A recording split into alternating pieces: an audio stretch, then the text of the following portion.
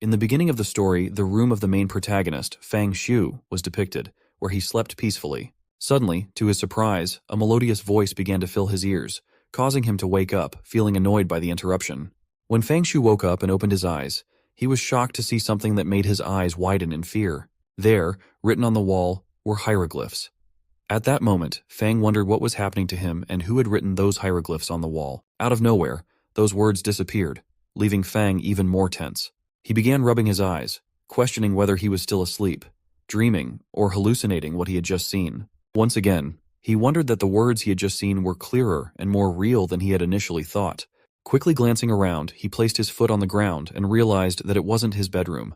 Surprisingly, Fang stood up and wondered where he had ended up, noticing the gloomy and dirty appearance of the room. He glanced towards the table, expecting to find the instant noodles cup he had left there last night after eating, along with the 2 tissues he used to clean his hands. To his surprise, both were missing. Then, panic-stricken, Fang placed his hand over his head, trying to make sense of what was happening. Suddenly, out of nowhere, his mind gained some information. He had somehow entered the body of his counterpart in a parallel universe. Both Fangs were orphans, similar in age and appearance, but their life paths were entirely different. The original Fang was nurtured by kind-hearted individuals and was admitted to a great university. However, in this parallel universe, he had dropped out of high school and started working as a salesperson in real estate, leading a more common life. Fang looked at his hand, pondering whether it was possible that he had crossed over into another parallel world, occupying someone else's body. He considered accepting this reality, but still couldn't understand the purpose of the hieroglyphs written on the wall. In the memories of the original body owner, there was no record of such an incident ever happening. While he was pondering and interpreting the situation, suddenly he heard a girl's voice calling him, "Honey." He was stunned, as it was so sudden, and in his real life, he didn't have any girls in his house. The girl then informed him that it was time for breakfast. Fang slowly looked towards her and saw that she was an exceptionally beautiful girl. However, he still wondered about the term honey, questioning whether he had gotten married early in his current life. She repeated that his breakfast was ready, reassuring Fang that he could eat it. In that moment, Fang felt a bit happier, thinking that time travel wasn't so bad after all. This thought was partially influenced by the beauty of the girl before him. Fang even thought that he wouldn't have found such a beautiful and kind companion in his entire previous life. Fang remained silent, lost in his thoughts, so she kept reminding him that breakfast was ready. Fang wasn't replying because he was confused about what to call her. He debated whether to address her as wife, lady, or sweetheart. Blushing at the thought, he considered calling her by a nickname like baby girl, feeling that it suited her perfectly. Lastly, he decided to call her by her name for the first time. He also thought that the memories of the original owner should be accessible in his brain, so he tried to retrieve them. However, after checking and attempting to remember details about his wife, he was shocked by what he found. There were no memories of his wife. No favorite things, choices, colors, or foods. It was a complete blank when it came to the girl. Fang wondered who the girl, supposedly his wife, really was. He stared at her, but she continued to smile. Curious, he asked her about her name and her relation to him. Suddenly the girl's face transformed into a ghostly visage, and she asked if he could see her. Terrified, Fang responded with a shaky apology, expressing his confusion and promising to reconsider the situation. To his even greater surprise, the girl transformed into a completely monstrous creature, her mouth widening menacingly as she demanded to know if he could see her. Fang, petrified, felt tears welling in his eyes. Suddenly, in an instant, the creature lunged forward, biting off his head, blood spurting from his body. Due to the sudden action, he howled in pain, wondering what was happening. However, he soon realized that he was still alive. Confusion clouded his mind as he questioned whether he was dreaming, but as he picked up his head, he saw hieroglyphs written on the walls once again. Afterward, he concluded that it wasn't a dream and speculated whether the disappearing words were hints, perhaps telling him to play dumb. However, he quickly dismissed that thought.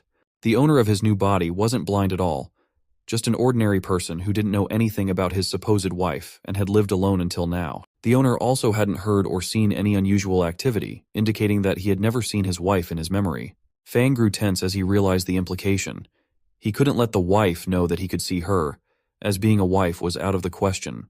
Suddenly, the incident began to repeat itself as the girl entered the room and informed him that it was breakfast time and his breakfast was ready. At that moment, Fang believed that his best chance of surviving and living a normal life, like the original body's owner, was to ignore the other person. Therefore, he avoided looking at her and continued to ignore her presence. She sat down on the ground and looked towards him, asking if he was awake because his breakfast was ready. Fang tried his best not to move or look at her, fearing that even the slightest movement would result in her instantly attacking him. To Fang's surprise, she twisted her face back like a ghost, causing him to look at her with wide, expanded eyes. In that moment, Fang realized he had made a mistake, and he wondered if the girl was playing by unconventional rules. The girl then extended her tongue, which seemed to be of immeasurable length. She licked his cheek with her tongue and asked if he could see her. Without wasting a second, she once again lunged forward and bit off his head, causing blood to splatter all over the ground. Once again, to Fang's surprise, when he howled in pain and opened his eyes after the incident, he found himself back in his room, alive. This time, he felt frustrated with the girl and himself. Trembling, he couldn't shake off the confusion of what was happening to him and why. He wondered if it was a death reset or an endless loop, pondering whether he would return to the starting point after each death, similar to a save point in a game. Afterward, Fang began to interpret the situation. He realized that just now, when he lowered his head and didn't look at her, she came over voluntarily. This indicated that she needed to confirm whether he could see her before taking any action. While Fang was engrossed in his phone, the girl once again entered the room and informed him that it was breakfast time and his meal was ready. Despite her efforts, Fang remained fully concentrated on ignoring her. Undeterred, she attempted to capture his attention by calling him honey. Fang thought that she wouldn't like him, but the moment he had that thought, she responded by saying that she liked him and remembered that he was nearsighted. She even asked if she was right about it and questioned why he had his phone so close, also inquiring if he could see her. Fang, at that moment, pondered whether it was impossible to make unusual moves. Trying to calm himself down, he observed that there was no reaction from her, which made him feel relieved and happy. Suddenly, out of nowhere, Fang was stunned because the girl was now inside his phone, asking him if she looked good. This time, he couldn't control himself and jumped back in fear. He noticed that the girl had disappeared from the phone, but soon he heard a voice from behind confirming that she knew he could see her. She transformed back into her monstrous form, preparing to bite off his head once again. This time, he shouted furiously with a yes as he admitted that he could see her. He attempted to punch her back, but the girl dodged his attack and bit off his hand instead.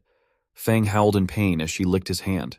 Despite his shock, Fang felt a mixture of happiness and relief, knowing that this time he wasn't eaten by her. He smiled slightly, but tensely wondered what would happen next.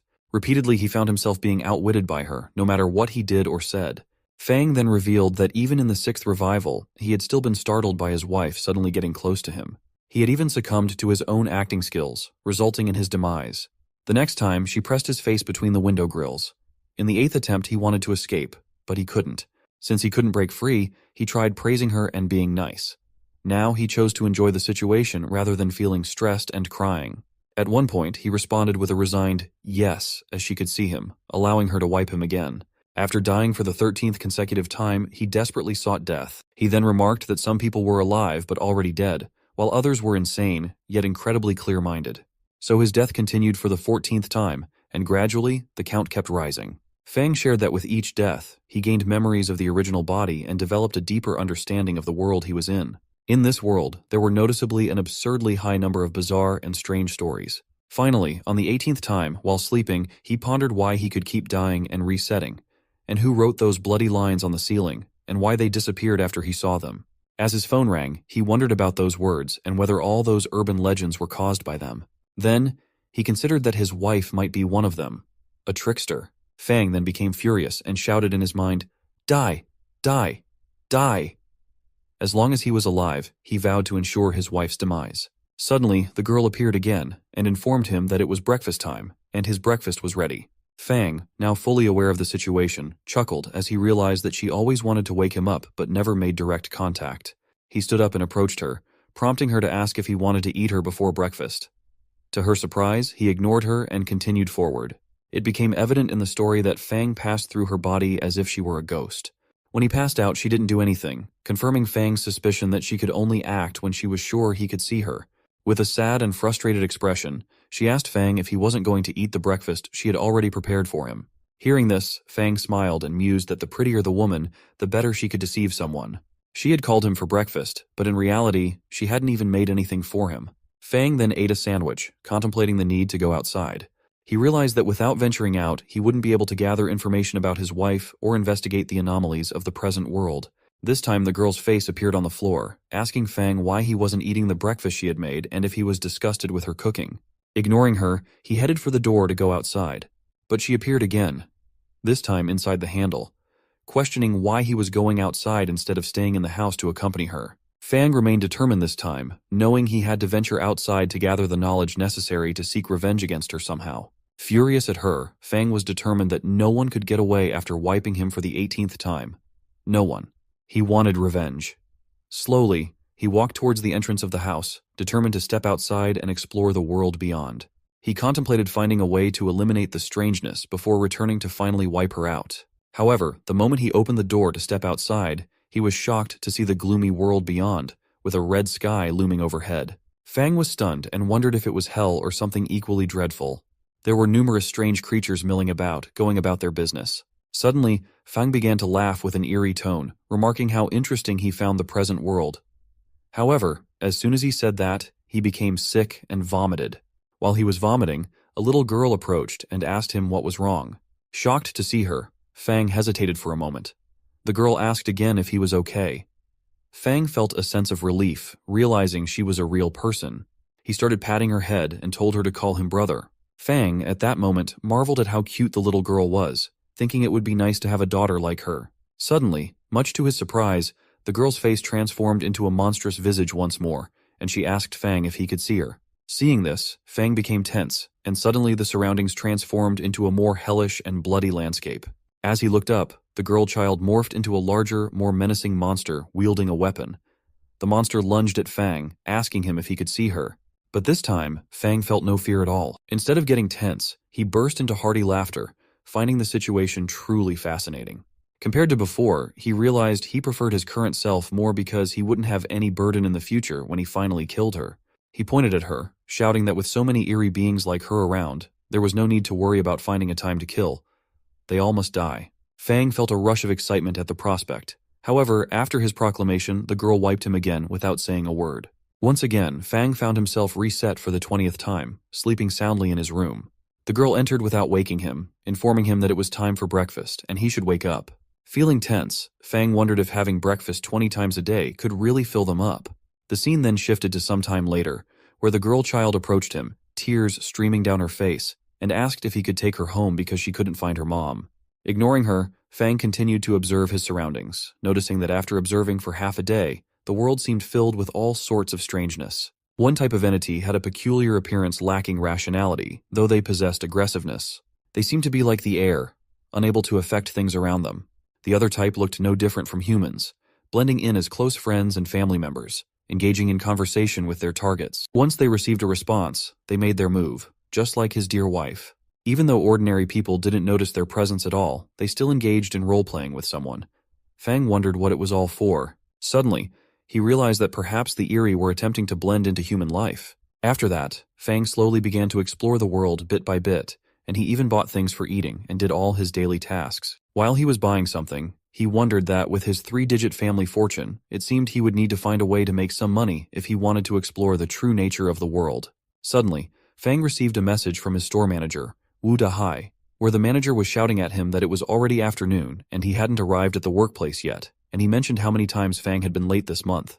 Dahai also inquired about how many clients had been brought in by the company so far that month. His manager discussed it because he didn't want to give Fang the bonus and commission, indirectly implying how could Fang ask for it if he hadn't achieved anything. Fang then remembered the commission from 6 months ago when the original owner sold a villa, but the commission hadn't been paid yet. So he felt a little happy, thinking that if he received the payment, it would help him survive a bit in the new world. Fang responded to his manager by message, stating that he had resigned from the job and would come back later to settle the commission payment for the White Willow Academy. After that, he pedaled forward on his cycle and suddenly arrived at the White Villa place, where the scene wasn't as good as expected. It looked like a hellish place. So Fang wondered where he had suddenly ended up, whether it was the sales office or not. Then he slowly walked inside, but he received a call, and when he picked up, someone was shouting at him, asking why he took so long to pick up the phone and if something had happened to him. It was actually his friend, so Fang responded that he was fine and asked if they were at the office. To which his friend responded with a yes, mentioning that their boss, Wu Dahai, had called Fang dozens of times. Since Fang didn't answer, Dahai got really upset with him, and as a result, Fang's friend had to work overtime to cover Fang's tasks. Fang responded that he would be there soon and they would talk later. After that, Fang wondered about the place as the entire White Willow Academy had clearly turned into a mental hospital, but it seemed his friends were affected by it. He also wondered whether this hospital would become eerie again, which intrigued him. While he was lost in thought, he suddenly bumped into something. Fang was hurt by the impact, but he could feel that it was soft. Curious, he reached out to touch it, wondering if it was possible he had stumbled upon the entrance to the hospital. As he put his hand on it, he realized it was actually the chest of a girl. Terrified by the unexpected touch, Fang recoiled, but before he could react, he received a big, tight slap from the girl. In that moment, his surroundings returned to normal, and he saw the girl whose chest he had accidentally pressed. The girl was shouting at him, calling him a rascal and warning him that she would go and file a complaint against him. A guard, seeing the girl shouting, approached and asked what had happened to her and if the boy was Xiaofang, questioning what he had done. Seeing them, Fang was a bit shocked. When he looked up to check the place, he saw the board of the White Willow Academy. He couldn't believe it, so he closed his eyes and rubbed them, trying to make sense of what he was seeing. To his surprise, when he opened his eyes again, the scene had returned to normal, and the entire White Willow Academy had disappeared. Confused, he wondered what was going on. Tensely, Fang cautiously reached out to touch where the academy had been, wondering if it was possible that he could see the mental hospital but couldn't touch its physical form. He hesitated for a moment, wary that it seemed similar to those eerie things that could only act when they received a response. Only when certain conditions were met could they be interacted with. The moment he touched the wall, his hand passed through it. Unable to control his body's balance, he found himself passing completely through the wall and into the building. Inside, he was shocked by the scene before him. He was indeed shocked, as the entire area, including the main hall, cafeteria, and activity room, was completely empty with no one around. However, in the ward area, there was a strong smell of blood, adding to his unease. As he entered the ward area, he saw a girl lying on the bed. She started laughing, addressing him as Big Brother, but her face looked completely unfamiliar. To her surprise, Fang passed through the wall without even acknowledging her presence or reacting to her laughter. As he ventured further, Fang encountered a monster with 4 eyes, yet he remained unfazed, continuing to move fearlessly. Seeing Fang's lack of reaction, the 4-eyed monster became confused. Slowly, he discovered dozens of different types of ghosts and monsters everywhere, but he still didn't react to their activities. At that moment, he felt a little relieved, realizing that at least there were dozens of strange things locked up in the mental hospital and the ward doors were wide open. However, there was also the possibility of the strangest things escaping, so he had to remain calm in the face of those disgusting ghosts. He smiled in that eerie place, attributing his ability to remain calm even in such situations to his wife. He credited her 18th consecutive wiping of him for instilling that calmness within him. Afterward, he realized that with some case studies and data, he might gather useful information. To his surprise, he stumbled upon a note containing information about an experiment in which someone was transformed into something strange. Seeing the note, he wondered if it could be possible that all the apparitions were once people, and all those ghosts in the wards used to be living individuals. As he attempted to access the report, he found himself unable to, leading him to realize that all the ghosts were illusory, as he couldn't even access the report. Suddenly, he felt hairs brushing across his face. He tried to move, but then stopped himself, realizing that there was someone there. So, in reality, there was a ghost hanging from the ceiling, and she came near him. She asked if he had come and if Fang wanted to explore the mysteries of life together. At that moment, Fang reasoned that since there were clues in the office, there must be more elsewhere, and all the answers to the questions should be at the heart of the mental hospital, essentially in the director's office. So he decided to go directly to the source. The ghost hanging on the ceiling was surprised to see that he wasn't responding, so she did nothing after that. Moving further, he discovered that the office area of the mental hospital just happened to overlap with the sales building. He also noticed that there was no director's office on the first floor, so he decided to go upstairs. As he made his way towards the stairs, he saw his friend Zhao Hao and his boss Wu Dehai standing there. Dehai furiously asked Fang how dare he come to work after he had already fired him, questioning if Fang knew about it. However, Fang didn't focus on what Dehai was saying. He moved forward, pushing Dehai aside, and wondered whether there was nothing on the second floor. Seeing Fang act like that, Zhao was shocked and confused about what Fang was doing. Meanwhile, Dehai started shouting at Fang, asking how he dared to push him and whether Fang was lost. However, Fang wasn't responding to Dehai and continued directly towards the next floor, climbing the stairs. Seeing this, Dehai asked Fang what he was doing and who allowed him to go to the third floor.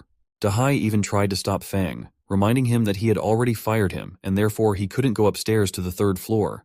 As Fang didn't stop, Dehai asked Zhao to come with him and stop Fang from going further. Hearing this, Zhao first got confused, wondering what was happening, but soon responded with an "okay." Meanwhile, Fang found the director's office on the third floor. When Fang tried to open the door of the director's office, Zhao and Dehai shouted and asked him to stop. But he didn't look at them and kept going to open the door. Seeing this, Dahai started getting scared and shouted that it was all over for them. But the moment Fang opened the door, he was shocked to see inside the director's room. A boy named Wang Xiao was making love with an adorable and cute girl named Li Feifei. Seeing Fang and the others, they got embarrassed and started to put on their clothes. Wang Xiao shouted furiously at Fang, demanding to know who he was and why he entered the room and who let him in. But to everyone's surprise, Fang didn't hear them. He went straight to Li Feifei and held her hand. After that, Li Feifei tensely asked Fang what he was doing and why he was holding her hand. Seeing her discomfort, Fang reluctantly let her go as it was hurting her. Wang Xiao also furiously told Fang that it was something he shouldn't do. Wang Xiao then called Dahai to come and cut off Fang's hand, but in the weirdness of the situation, Fang suddenly threw Li Feifei aside, shouting that it was too noisy for him. Li Feifei asked him how dare Fang push her. But actually, Fang wasn't even looking at her. He was curious to read the letter lying on the table. After seeing the letter, he smiled weirdly with a tense face, as he realized that there was really a big secret hidden within the mental hospital. So, in the letter, it was written about the questions Fang had until now, and that the writer already knew he was there to get answers to his questions. The letter revealed that everything he needed to know was left at the Green Mountain Mental Hospital, C Building, room number 520. So it was written for Fang to go and find the reality, as there he would also get the chance to choose. It was up to Fang to accept and cherish the gift of destiny. After reading it, Fang wondered, as per his information, Zhou Qingfing was probably the director of the Green Mountain Mental Hospital. So who was this letter written to? Fang then wondered whether Zhou already knew that he was coming. He decided to go to the designated address given in the letter. But suddenly, as if on cue, the lights of the place went off. After the power got cut, Zhao panicked, and Li Feifei even howled in fear. But Fang wasn't so tense about the light. Li Feifei shared with Wang Xiao that she was scared. So Wang Xiao asked Dahai to call and inquire where the circuit breaker tripped. Dahai, fearing Wang Xiao's response, quickly agreed to call right away to get information about the lights. On the other hand, Fang was pondering that at a time like this and in a place like that, it wasn't a simple power outage. So he told everyone with a firm, "No, that's not it." Hearing this, Zhao tensely asked what was going on and shared with Fang that he was acting strange. When Fang lit up his torch, he was surprised and wondered what was going on. He was shocked because the Green City Mental Hospital was gone or had disappeared. Li Feifei then asked Wang Xiao where he was because she couldn't see anything in the darkness, and she was scared. So Wang Xiao asked Dahai to give him his phone, to which Dahai responded that there was no signal, so they couldn't use it. Wang Xiao then told Fang that with his position and status, he could access more secrets of the world than Fang could ever imagine. Wang Xiao then interpreted the situation. No phone signal, suppressed light. If he wasn't mistaken, all signs were pointing to one thing. They may very well have entered. Before Wang Xiao could say or explain further, Fang, with an evil smile, shared that it was the realm of the strange. In the next scene, it shows that the other workers of White Willow Academy were now tense, especially one of them named Raka, who was feeling a lot of pressure because he had just finished filling out the report, but he didn't have a chance to save it. Raka also wondered why it had to happen to him just now, and it seemed like he always had to deal with overwork somehow, and this time it would be for refilling. Dahai also arrived there and shouted at them to stop complaining. He asked them to go and check if there was a circuit breaker issue. So Raka ran towards the entrance to ask the guard. When he reached the entrance, the guard asked if the power in the building suddenly went out and whether everyone was safe or not. Raka responded with a yes, saying that everyone was fine, but they were irritated at the thought of having to do overtime later.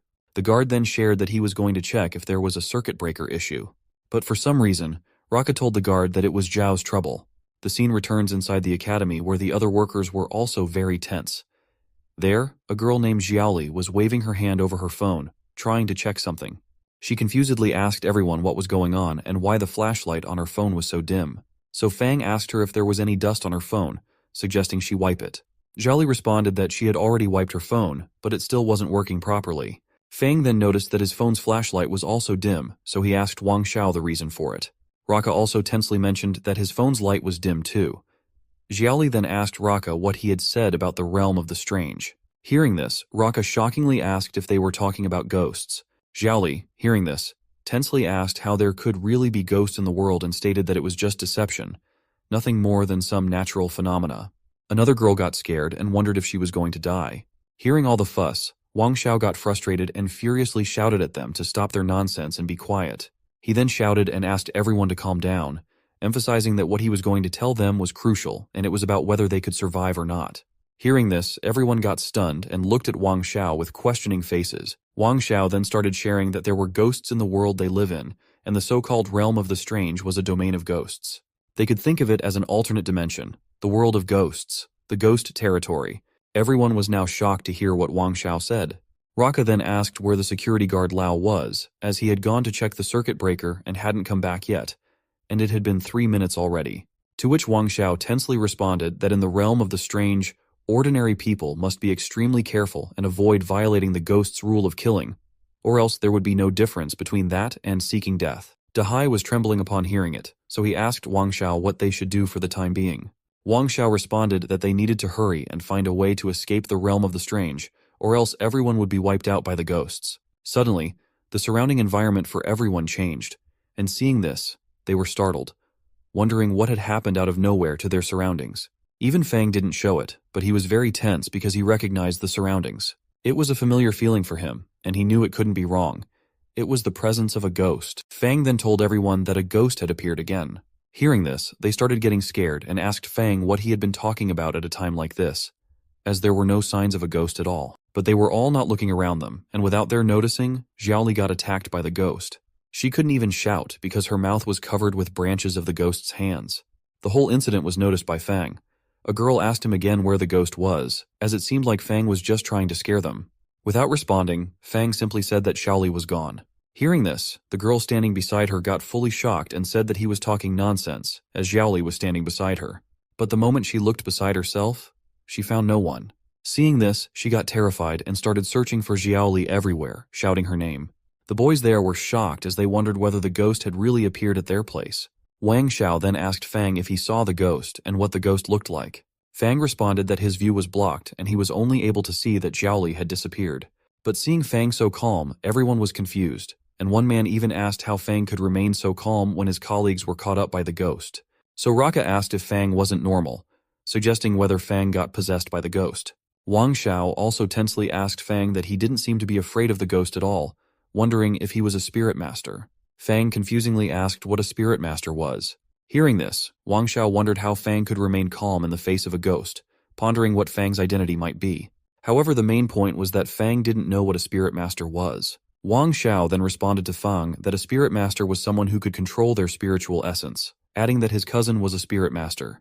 He also mentioned that currently the best way to break the situation was for someone to become a spirit master, a person who could be psychic. Hearing this, Fang got a great smile on his face and asked Wang Xiao whether the spirit master was trained within the realm of the strange and how he could do that. Seeing this, Wang Xiao got stunned, realizing that even in a situation like that, Fang could still make such sharp judgments. Perhaps Fang could be the key to their escape from the realm of the strange. So Wang Xiao shared with Fang that his cousin had told him that to become a spirit master, someone had to harness the power of the ghost, and it required meeting two conditions simultaneously. One condition was undergoing a baptism of great terror between life and death, which stimulates emotional turmoil, and the other was coming into contact with the ghost to let their powers invade his soul. Suddenly, the moment Fang thought of becoming a spirit master, some black rays came towards his body, and his heart started beating faster.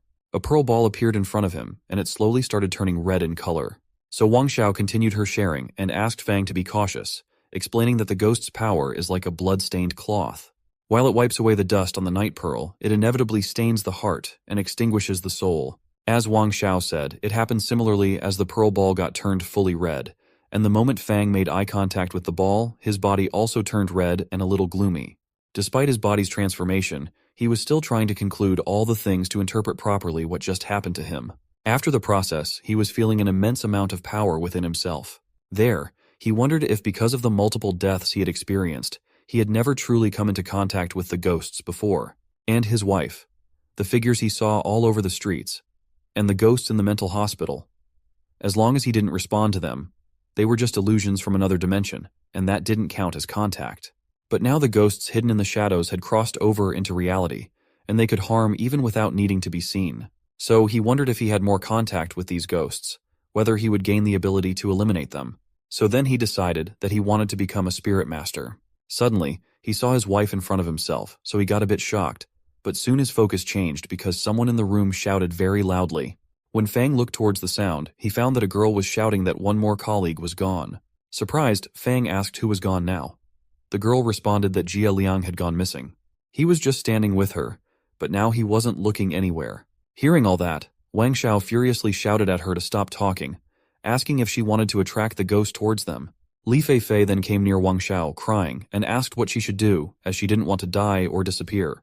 Wang Xiao furiously asked in response why the hell she was asking him. Suddenly Fang spoke up, saying that it's only 2 or 3 minutes. Hearing this, everyone got tensed and looked confusingly towards Fang. Fang then shared that the interval between people disappearing is 2 to 3 minutes. More precisely, it's 2 minutes for women and 3 minutes for men. He even explained his reasons for that interpretation. Firstly, security guard Lao disappeared 3 minutes ago, and then Xiaoli disappeared. 2 minutes after Xiaoli disappeared, Jia Liang disappeared. Fang then explained that if they deduce from it, then within 3 minutes someone else will going to disappear after Jia Liang. Hearing this, they all got scared and looked tensely towards Fang. Suddenly Fang started heading towards the outside. Seeing this, a boy named Zhao asked Fang what he was doing, if he was trying to get himself wiped by ghosts. Fang responded with a yes, explaining that he was looking for a way out. Fang also asked the boy if he expected them to stand there in the room and wait for their doom. After the reply, Fang started moving further, but to his surprise, Wang Xiao frustratedly shouted at him to stop wherever he was standing.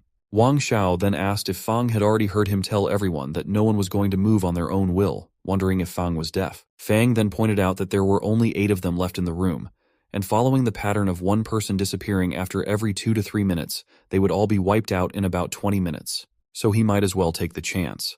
Wang Xiao furiously and tensely shouted at Fang, stating that he was an ordinary person, so what did Fang know about it? Suddenly, his facial expressions turned tense as he got scared from something. Actually, it was Fang who stared back at him with a killing look and asked him to stay silent, warning that if Wang Xiao said one more word, he would get wiped before the ghost did anything to him. In the next scene, it was revealed that Zhao had also brought Fang along for his search. As they ventured deeper, they arrived at a place other than the staircase, where the atmosphere seemed unsettling. Zhao became frightened upon seeing this and asked Fang why he had a bad feeling about the situation and why they still hadn't reached the staircase. Fang put a finger to his lips and gestured for Zhao to keep quiet, cautioning him not to make too much noise. He interpreted the situation, noting a strange light ahead. As they approached, Fang's memory sparked, recalling that the light bore a striking resemblance to the Qingshan Mental Hospital. Wondering whether it could truly be the Qingshan Mental Hospital, Fang was startled. Suddenly, Zhao approached trembling, embracing Fang and questioning whether he was hallucinating. He asked where they were and why they weren't at the company as they were supposed to be. Zhao also inquired why the place felt like a hospital from a horror movie to him. Surprised, Fang asked if Zhao could also see the hospital. Zhao confirmed with a yes, mentioning that he could see the long corridor of the hospital too. Hearing this, Fang became a little tense. He approached the wall where bloodstains were visible. Carefully inspecting them, Fang interpreted that it appeared the current mental hospital had spatially overlapped with reality, similar to those bizarre living entities they had encountered before. There was no wonder why they couldn't see the mental hospital in the sales department before. It turned out that the mental hospital had swallowed the sales department, and they were already inside it. Fang wondered if this was what they called a haunted domain. Suddenly, they noticed numerous bloodstains on the floor and some torn dresses, which shocked them. Fang pointed out that these were security uniforms and women's work uniforms, belonging to Uncle Zhang and Xiao Li. Fang continued, noting that the female colleagues at the sales office had well-defined features, slender figures, and, well, less flesh compared to their male counterparts. So it took about 3 minutes for them to devour a male, while devouring a female only took 2 minutes, which explained the time difference between their disappearances. Hearing this, Zhao became scared and tensely asked if Fang was telling the truth, if they had all been devoured by the bizarre entities. Fang responded that Jia Liang had just been taken away, so they were safe for a few minutes. Surprised, Zhao asked if that meant the bizarre entities were eating Jia Liang somewhere nearby. Fang sat on the floor, pondering the situation. Most of the ghosts were locked in the patient rooms, but some doors were open, allowing the ghosts to escape. He hadn't encountered them in the illusory mental hospital before, which left him puzzled. Fang noticed the cuts on the clothes and interpreted that the edges of the clothing cuts were very neat, indicating they were obviously caused by a sharp blade. He then remembered someone and thought that it could only be the one he had encountered before. Since they were a doctor, they weren't confined to a patient room and could freely move, just like the female doctor ghost. As Fang thought about her, the female doctor ghost descended from the ceiling and hovered beside him. Fang could feel her presence, and suddenly, his eyes began to glow red. Suddenly, when Fang looked back, there was nothing there. However, the environment became even more gloomy and frightening. Gradually, they began to hear strange sounds. Zhao was now fully scared and even traumatized, but Fang was still wondering where the ghost that had come behind him had gone. While they both were still trying to interpret the situation, the rest of the guys also arrived slowly, walking towards them. They were all shocked to see their surroundings. Lang, one of the boys, asked where they were as they were supposed to be at the sales office, but it looked like a hospital. Seeing them all, Fang and Zhao were a little shocked by what was happening. Dahai then asked Fang if they had noticed anything when they arrived first, and if they had seen Guard Lao and Xiaoli. Suddenly, Li Feifei began acting strangely, pointing out the abundance of blood on the ground. Wang Xiao also noticed the clothes, recognizing them as belonging to Guard Lao and Xiaoli, and shockingly asked if they had both been eaten. Wang, in fear, grabbed Wang Xiao's hand and pleaded with him to go home quickly, not wanting to disappear. She started crying, and Wang Xiao agreed with her, urging her to let go quickly. Then, Wang Xiao asked Fang to lead the way. But Fang didn't respond and remained silently standing in place, looking at his phone. Confused, Wang Xiao asked Fang if he could hear him, wondering why Fang wasn't responding when he was talking to him. Wang Xiao shouted Fang's name again. Suddenly, out of nowhere, Fang looked up with a weird, shocked expression and told everyone that the time had come. Hearing this, Li Feifei asked Fang confusedly what he meant by, "Time has come." At that moment, both Wang Xiao and Li Feifei felt something behind them and began trembling with fear. Slowly turning around, they were shocked to see a lady ghost crawling on the ceiling, slowly approaching them. Surprisingly, the ghost attacked them, and everyone in fear started running. Wang Xiao also began running, but shockingly, he felt someone holding his leg, which scared him even more. When he looked back, he saw Li Feifei lying on the ground, asking him to save her. Wang Xiao then glanced towards the ghost and saw that she was coming hastily, so he got tense. He slapped at Wang's hand to break free from her hold and then quickly reached Fang and Zhao. Fang observed the scene, interpreting both the previous and present situations. As the lady doctor ghost approached Wang, she continued howling in fear, pleading with Wang Xiao to save her and not to leave her behind. Li Feifei looked towards everyone, her eyes pleading for help, but the ghost grabbed her hair and held a sharp knife in her other hand, ready to cut through it. Even in such a dire moment, Li Feifei continued to cry out for help from everyone around her. The knife was pressed against her neck as she cried out for help, but no one dared to intervene. Meanwhile, the lady doctor ghost wasted no time and swiftly slit her throat, causing blood to splatter all over the corridor. Witnessing the live death unfolding before them, Zhao was shocked and announced to everyone that Li Feifei had died. The female doctor ghost then began to use her knife with precision, cutting through the clothes and Wang.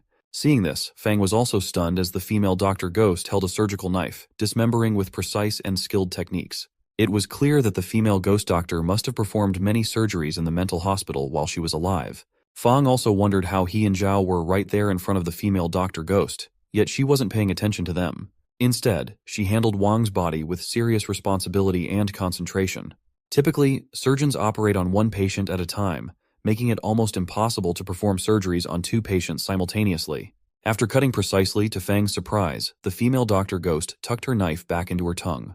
Then she took Wang's head and placed it directly into her mouth. At that moment, seeing it all unfold, Fang shared with Zhao that the instinct to consume humans was likely a result of turning into a ghost, speculating about her killing pattern.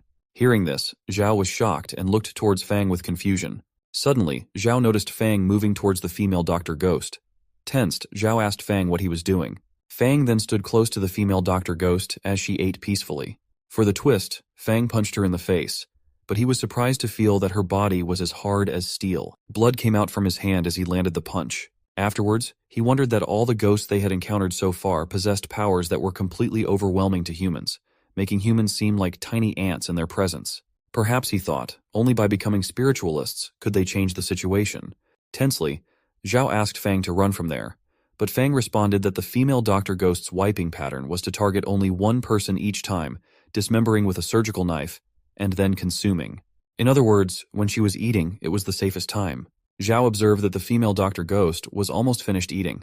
Fang asked Zhao to calm down, pointing out that while Li Feifei may look slender, there was plenty of flesh where it counts, and her flesh could last at least 3 minutes or more. Therefore, there was no need to rush for them. Hearing it, Zhao felt disgusted and vomited. Fang then shared that Wang Xiao mentioned that becoming a spiritualist requires allowing the power of ghosts to infect one's soul. Throughout the haunted domain, the most concentrated ghostly power was naturally around the ghosts themselves, and physical contact would certainly lead to a quicker infection. Suddenly, a weird type of sound emanated from the ghost in Wang's body. Hearing this, Fang stopped talking and brought his hand near his ears to clearly hear the sound coming from them. Then Fang sat down and reached out to touch the female Dr. Ghost's thigh. In reality, Fang wasn't interested in the sound. He was interested in gaining information from her. With hesitation, he slowly touched her thigh. Seeing this, Zhao became confused and terrified. He admitted that he always thought he was bold, watching adult movies and all, but he never thought that Fang, with those thick eyebrows and big eyes, would dare to take advantage of a ghost. Fang responded to Zhao that he planned to stay a bit longer, and if Zhao was scared and wanted to go first, he could. After thinking for a few seconds, Zhao shouted that he would also do whatever Fang was doing, as he wanted to go all out too. Zhao then tensely approached the ghost and stared at her thighs. Slowly and hesitantly, Zhao touched her thigh, and the moment he did, he felt a very cool sensation. He told Fang that it was icier than he had expected. After a few seconds, Zhao shared with Fang that he hadn't noticed any reaction or change in his body. He asked Fang if he had experienced any changes in his own body. Fang responded with a no.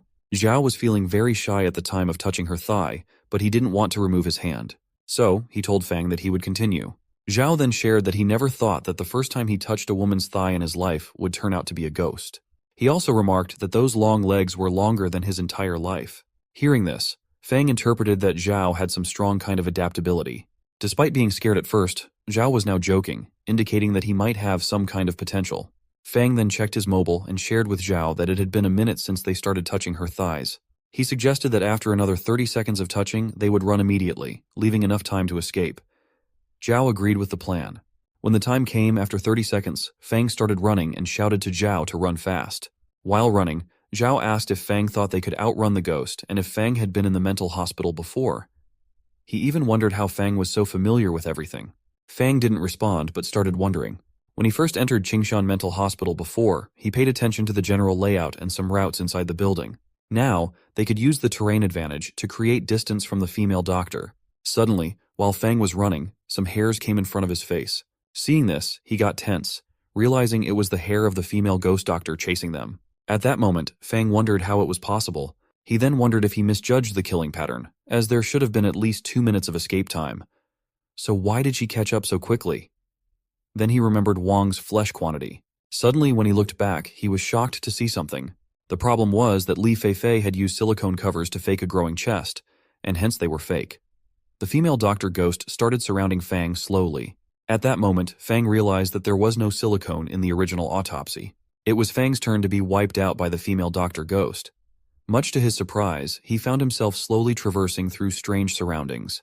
Eventually, he opened his eyes and was shocked to discover that he had been reset back to his 20th life. But the twist was that he didn't shift to his wife's scene. This time, he was resetting from the moment he touched the ghost's thighs. He was also shocked at that time, while Zhao exclaimed that he felt icy after touching her thighs. Fang then wondered if the death rollback operated on an event basis, like a game. The first level was near the residential area, and the second level was the Qingshan Mental Hospital. Since they had already passed the first level, the save point automatically moved to the second level. He glanced at his mobile and saw that there was 1 minute left, indicating that there were still 30 seconds remaining. He remembered that last time he died because of silicon but vowed not to make the same mistake again. Fang stood up and pulled Zhao's hair, urging him to let go. Zhao reacted strangely, asking why Fang was leaving just after a touch, since it was his first time touching a thigh. Fang explained that both before and after touching Li Feifei were made out of silicon, so the flesh quantity couldn't support for too long. Hearing this, Zhao was shocked and realized why it felt so big.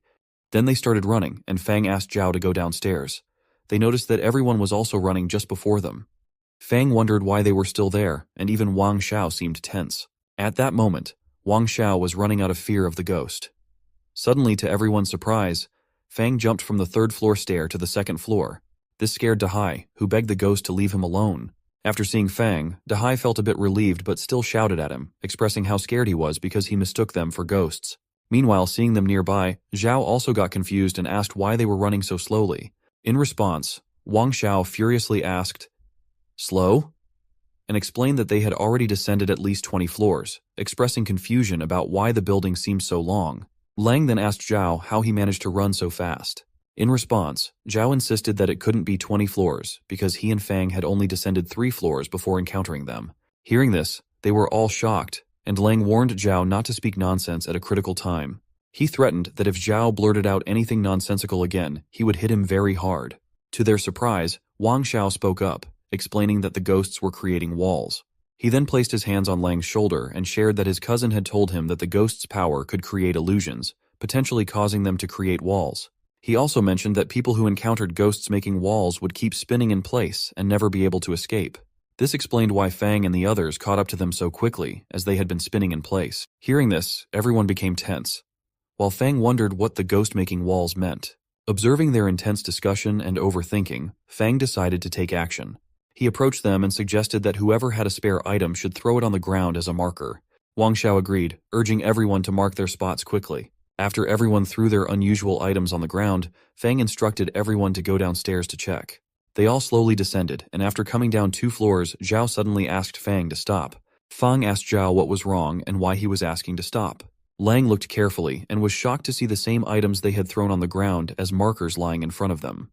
They started shouting, realizing that it was Fang's lighter and the girl's money among the items. Lang exclaimed that he thought it was over, realizing they were truly stuck in the ghost's illusionary walls. He asked what they should do about it, knowing that if the ghost caught up to them, they would be doomed within seconds. Fang took out one of the items they had used as a marker and began to ponder. Meanwhile, Wang Xiao shouted at everyone, urging them to stop arguing, as his cousin had said that ordinary people couldn't escape the ghost's illusionary walls. To break the situation, they realized they had to rely on spirituality to see through the illusion. Wang Xiao then asked if anyone had something spiritually enlightening. Everyone looked at Wang Xiao with a questioning expression on their faces. To everyone's surprise, Wang Xiao shook hands with himself and pondered aloud whether being chased by a ghost earlier counted as a life-and-death experience. He hoped he could quickly ignite his spirituality, and if he could become a spiritualist, he wouldn't be pressured by his cousin and the family. So everyone else started wondering how they could check their spirituality. Lang suggested they try it the same way Wang Xiao had done. After that, everyone started doing it like Wang Xiao. Seeing everyone follow Wang Xiao's lead, Fang grew frustrated, feeling like everyone had lost their focus. Recalling his previous exploration of the mental hospital, he remembered that the exit of the stairwell was on the right. Although he couldn't determine which building they were in, he speculated that the layout should be similar. Wang Xiao noticed Fang doing something else and asked him what he was doing again. Fang, getting ready for the search, thought that instead of engaging in pointless prayers, he should concentrate on searching for clues. Seeing Fang so calm again, Wang Xiao thought that Fang wasn't right as he was too calm in a situation like that. From the beginning to the end, Fang didn't show a hint of panic, even when encountering the ghost. When the female ghost appeared, Fang, who was clearly in the front, didn't run at the first opportunity. Instead, he stood close to the wall to prevent a collision. They all fled into the stairwell, leaving only 3 of them behind. And now Li Feifei was missing, so she was definitely dead.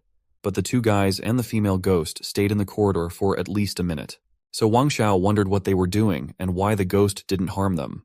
Wang Xiao even thought for a moment whether both Fang and Zhao were taking advantage of the female ghost. Then, without acknowledging his earlier thoughts, he spoke up in front of everyone, stating that it wasn't possible because, after all, she was a ghost. Hearing this, others were confused about what had happened to Wang Xiao suddenly. Fang then put his hand on the side wall, prompting Zhao to ask what he was doing. Zhao even asked Fang to teach him, suggesting that he could also help. Slowly, Fang started walking down, touching the wall.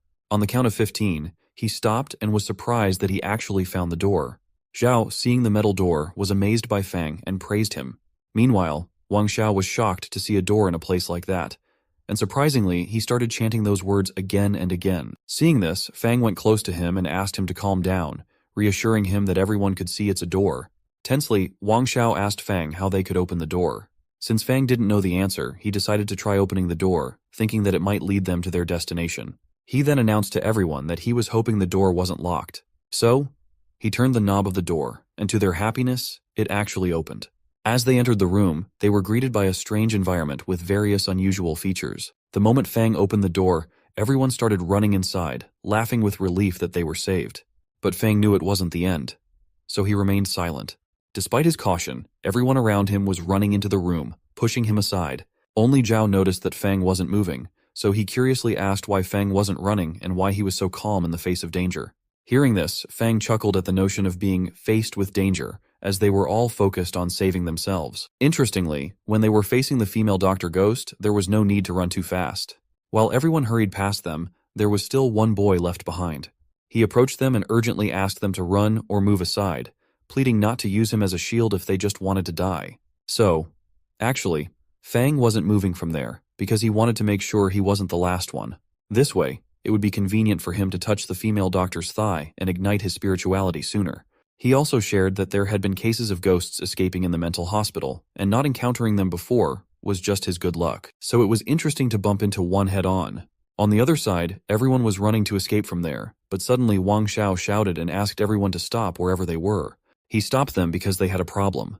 There were 2 ways in front of them to go, so now they all didn't know which way to choose for going further. They all started wondering about it. So Lang asked his friend why they shouldn't try going left.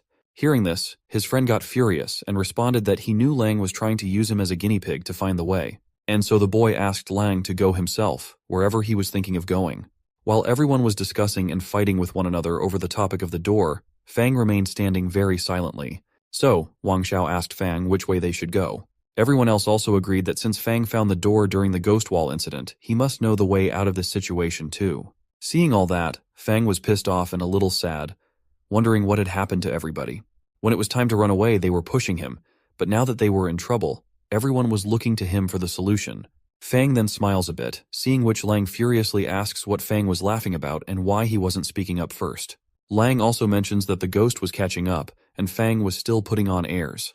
Despite this, Lang trusted Fang because he could sense his presence. Hearing this, Fang got serious and realized that it didn't matter to him because, for him, they were all just tools.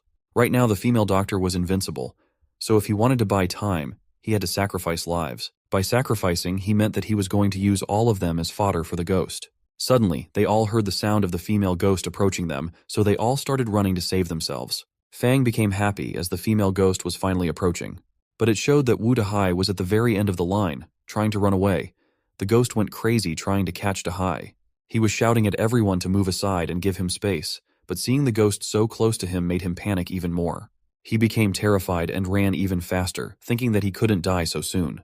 Just ahead of him, a boy named Chung was running, and Dahai wondered who told Chung to run faster than him. At that moment, Dahai acted on impulse.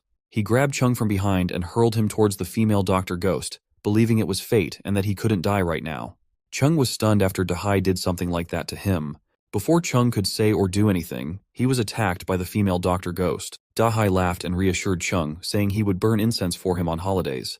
Fang observed everything closely, and after Dahai's actions, he pondered on the notion that someone who had lost their humanity wasn't much different from a ghost. He made a decision to try even harder, hoping to ignite his spirituality quickly in order to minimize casualties. So Fang went for touching the thighs again. Everyone else was running to save themselves, but only Zhao noticed that Fang wasn't with them. When he looked back, he saw Fang once again touching the thighs of the ghost.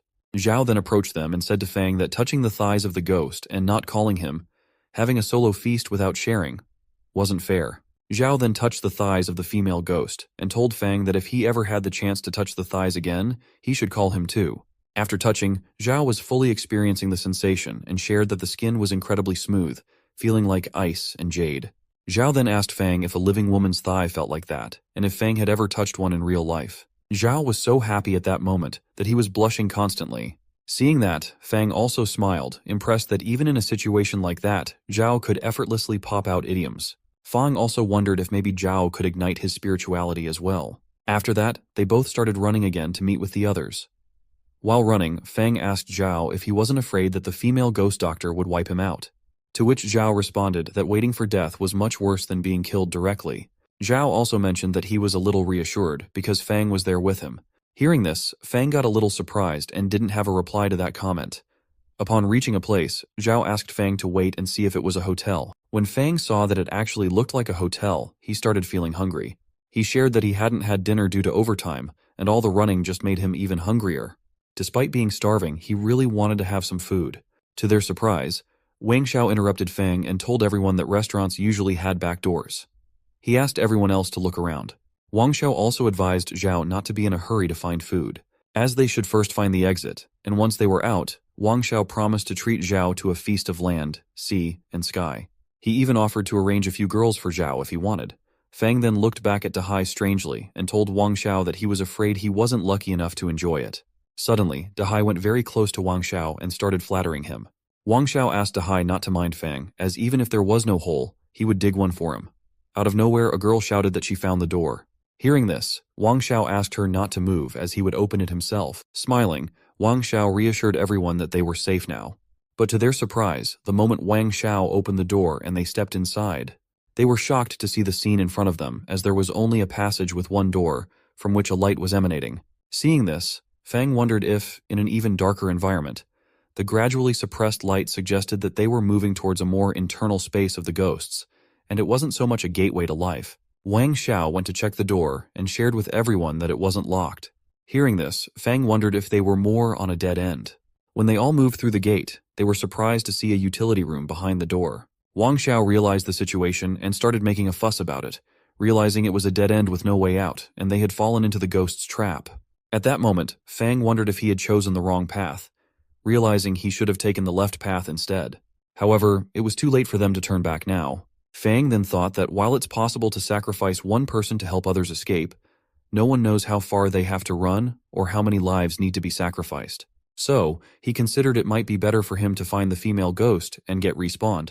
Somehow Zhao understood what Fang was thinking and told him that if he went back now, he would definitely run into that female ghost. Despite this warning, Fang was still considering going back by opening the door, but suddenly everyone started talking about the situation. Some murmurs arose, questioning whether they would be stuck there, and some even started blaming Fang for their situation. They argued that it was all Fang's fault, that if he hadn't chosen the wrong path and if he didn't know the way, Fang should have discussed it with them beforehand. Then they all wondered what they should do now. Hearing all those words and questions from others, Fang became fascinated and smiled an evil laugh. Despite doing everything, they were blaming him, which meant they were all very interesting people. Fang said these lines in a sarcastic way. Surprisingly, before Fang could respond, Zhao spoke up and shouted at them that Brother Fang hadn't forced them and that they were the ones who wanted to follow Fang. Zhao also mentioned that it was they who had asked for directions in the first place, so now blaming Brother Fang for making the wrong choice was also on them. He also asked them why, if they had the ability, they hadn't chosen for themselves. Dahai weirdly responded to Zhao that they might not have had the ability, but at least they wouldn't act recklessly like Fang did. He added that if Fang didn't know the way, they could have discussed it. Dahai also mentioned that they trusted Fang and let him choose, but who knew that Fang would choose blindly? Zhao was still furious with them for speaking against Fang. Dahai reiterated that he believed not only had Fang betrayed their trust, but he had also led them to a dead end. While they were discussing and arguing over Fang, Fang Xiu interrupted them and asked them to stop fighting. As the most important thing for them at the time was to figure out how to survive, Fang Xiu then shared that, according to his observation, the strange creature only attacked one person each time, and then there was a safe period of 2 or 3 minutes. So, the only solution now was to choose one person to distract the creature and create an opportunity for everyone else to escape. Upon hearing this, Fang laughed because he realized they were going to choose him. And as Fang had anticipated, Fang Xiu approached him and pushed him, saying that if it weren't for him, they wouldn't be in that predicament. So it must be Fang who had to atone for his sins. Seeing this, Zhao tensely asked what Fang Xiu was doing and demanded that Fang Xiu leave Fang alone. Zhao then ran towards Fang Xiu to free Fang from his grasp. In response, Fang Xiu called out to everyone to come and help him. Hearing this, Dahai and the others looked at each other uncertainly. Zhao then grabbed Fang Xiu by the neck and kept him away from Fang. Shocked by Zhao's actions, Fang Xiu pleaded with him to let go, but Zhao refused to relent. So Fang Xiu asked Dahai why he was just standing there and why he wasn't helping him. Dahai then approached and pulled Zhao away from Fang Xiu, despite Zhao shouting at him to let go. However, Zhao was unable to free himself from Dahai's grip. While they were fighting, suddenly they heard the sound of a door closing. It turned out that Fang had been left behind and closed the door from his side. However, everyone else thought that the girl had done it, so she started crying, insisting that it had nothing to do with her as she hadn't done anything, and furthermore, she couldn't see clearly in that darkness. Seeing Fang willingly locking himself behind that door, knowing he would be taken by the female Dr. Ghost, shocked Fang Xiu. Fang Xiu then, in confusion, asked Fang whether he was human or the strange creature. Fang responded that he had always thought he wouldn't be interested in people again, but it turned out that people were much more interesting than the strange creatures. Fang then laughed and thanked them for adding some interest to the world for him. His last words were that next time he would make sure to repay them properly, after which he was attacked by the female Dr. Ghost. Seeing this, they all became frightened, and even Zhao tried to open the door to save Fang. However, Fang Xiu and the others prevented Zhao from doing so by holding the door shut from their side. Once they were sure that Fang had been attacked, they ran away. Despite the others running away, Zhao continued to cry for Fang, insisting that he was coming to save him. Meanwhile, as Fang Xiu ran, he laughed a devilish laugh, but when he looked back, he was shocked to see that Fang was still smiling, even after being attacked by the ghost and being on the verge of death. Even while dying, Fang asked Fang Xiu to wait for him. The scene then reset back to the moment when they were touching thighs, so the same sequence of events happened again. Fang stood up and they both ran towards the downstairs near the others. However, this time Fang had a strange devilish smile on his face. While the others were moving downstairs, suddenly they heard the sound of someone coming towards them from upstairs. Seeing this, Wang Xiao started running, but to his relief, Fang jumped in front of him. Fang didn't stop and continued running towards the door, while Zhao again asked them why they were running so slowly. Slowly, all the discussions happened again. But this time, Fang was directly counting the steps to find the door without getting involved in the discussion. The moment Fang opened the door, everyone asked Wang Xiao why he had said they hit the wall. Wang Xiao was stunned to see that Fang found the door and asked suspiciously how he had found the exit so early. Zhao happily asked Wang Xiao why he was standing and waiting, urging him to just run. Still confused, Wang Xiao ran inside.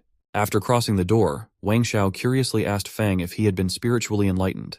However, Fang didn't respond. Upon reaching the two-way place, Wang Xiao again mentioned how Fang had immediately found the door, suggesting that Fang must know which way they had to choose.